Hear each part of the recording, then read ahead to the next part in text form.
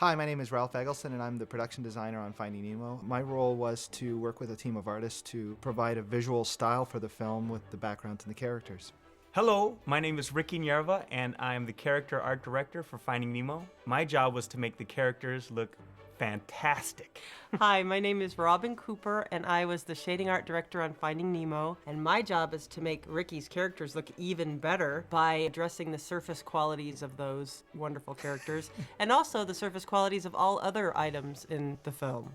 We're going to sit back and look at some artwork from the pre-production of Finding Nemo. What's really fun about it is everybody has a different take on the same subject, and it's just great to kind of inspire people, especially the director, so that he can begin making decisions on what he really wants. What we're going to be looking at first is what we call the prologue, and it's the opening of the film, and it kind of sets up Father's dilemma. He's there with Mother, and they're looking at the eggs right before a barracuda attacks. This is an image of the barracuda, and if you look closely, you can see Mother's tail hanging out of his mouth. And Andrew Stanton, the director of Finding Nemo, wanted us to go more of a kind of like a bullet train design for him, just speed. This is a painting actually trying to design or define what kind of metallic highlight we'd have on the barracuda itself, and what kind of the shape of the scales and the shape of the chevrons and that sort of thing. This was a piece that just helped us define the kind of fanciful nature of the world of the reef. And the coral reef is so beautiful, but there's so much there. We had to find a way of organizing it and simplifying it and paring it down and choosing. This was a piece that was done exploring the translucency, or what we call transblurency, of the anemone tendrils.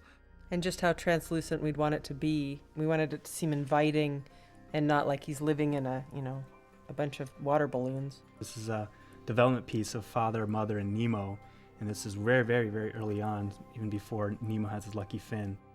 It's his father looking out on the world, something he doesn't really enjoy much of anymore because of what happened to him in the past. This is one of my favorite pre-production. The beauty of all these images is that the light is just so incredible. This is a great pastel of Pearl. Flapjack octopus. Flapjack octopus. In her actual flapjack octopus color, which of course she didn't turn out to be. Oh, they have some pink more of ones. a pink. They have pink ones. No, they don't. Yes, they do. No, they don't. Yes, they do. Ours does. Here's a great picture of early Dory capturing her nuttiness in this piece. Her wacky nature. Wackiness. This one piece, Andrew knew that this was our character, Dory. One of the cool things about the character is the eyes, and I don't know if it's this drawing so much as it is about the eyes and the depth that I was able to get in the eyes that are really based on Ellen DeGeneres' face and her eyes. She's got such beautiful blue eyes and such deep shadows in her eyes. Bruce Chum and Anchor, the three sharks in our film. Yep. And Andrew and Ralph really wanted to go for a scary, scary look. He just kept giving us the direction of just go scary as possible.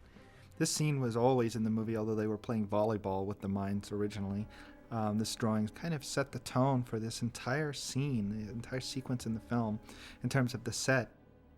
And this is a painting for what a mine might look like, and also for a suggestion of what the moss hanging from the mine might look like. Oh, there's so many details about this piece. It's incredible. You can even see the welding.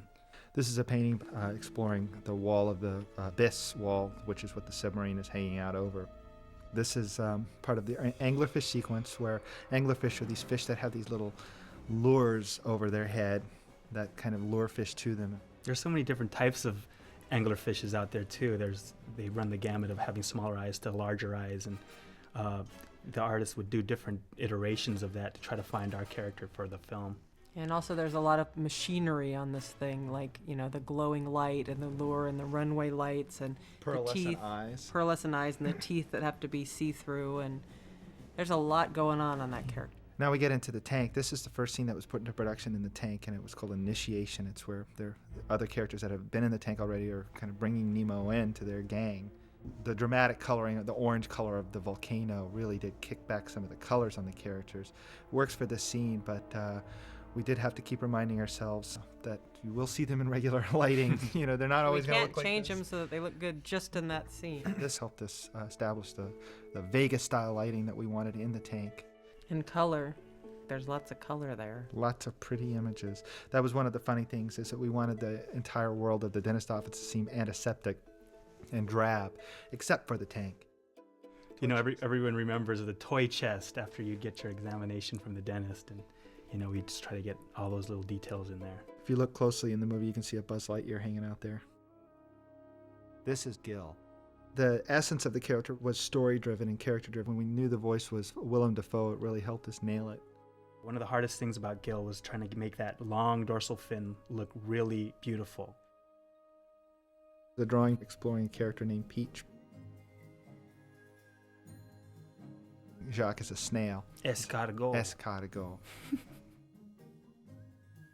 The final design of Jacques, he really captured that kind of quirky French attitude in a little cleaner shrimp. The antiseptic nature of the exam room in the dentist office. Also the waiting room. In both cases, we wanted to keep the waiting room warm and friendly, and then the exam room very antiseptic, just like a dentist office might be. What we call the trench. A little squishy. The entire jellyfish scene is one of the earliest put into production, but one of the longest in production. It's about 8 months worth of work between the design and the camera work and the layout and the crowds. I think in a few shots there's 6,000 jellyfish. This really captured the glow, the pink glow that these deadly creatures Yeah, kind of Andrew wanted it emit. to look like a wedding tent. The idea here has always been for Andrew that it's this very beautiful, diaphanous looking thing that's deadly. Oh, this is a beautiful piece of all the different pelican variants, and great job of making them all look different, have different personalities. This is Gerald, Nigel's best friend. Supposed to be a little bit fatter and a little bit more scruffy. Originally wanted a 6-pack of plastic on his leg. on his leg. And That's this right. is Nigel, early piece. A little bit dirtier of docks, a little bit more older and traditional. We ended up going with something else slightly more modern. There was an entire scene in the movie where Nemo was going down the toilet and through the sewage treatment plant as the water was being cleaned and then dispersed into the ocean. This scene got cut very, very far back. These are some sequence pastels showing the lighting and color for the water at the outflow pipe. This crab is being fed to the seagulls by Dory. The fishing net, and very WPA style. What we tried to do with the lighting and the color here is tone everything really far down because we like the black and white effect. Although we didn't want to go completely black and white, we're striving to achieve a feeling of black and white without entirely going black and white. We were able to make the world be very high contrast and dark, with darks and lights without a lot of color, so that Father Nemo and Dory really pop out from this crowd of fish and all of the activity going on here. So this is just a selection of artwork from a lot more that was done. It kind of provided the director with a vision of the style of the film. This was really just a starting place, and the film grew from here. So if you'd like to see more of the artwork, That was done for Nemo. You can go to the galleries and poke around on your own. Mm-hmm. Well, thank you guys for all your help. thanks, Ralph. Oh, and I've loved working with you guys on this film, and I just wanted to say thank you very much. So here's that $20 then. Okay. All right. I'm going to my trailer.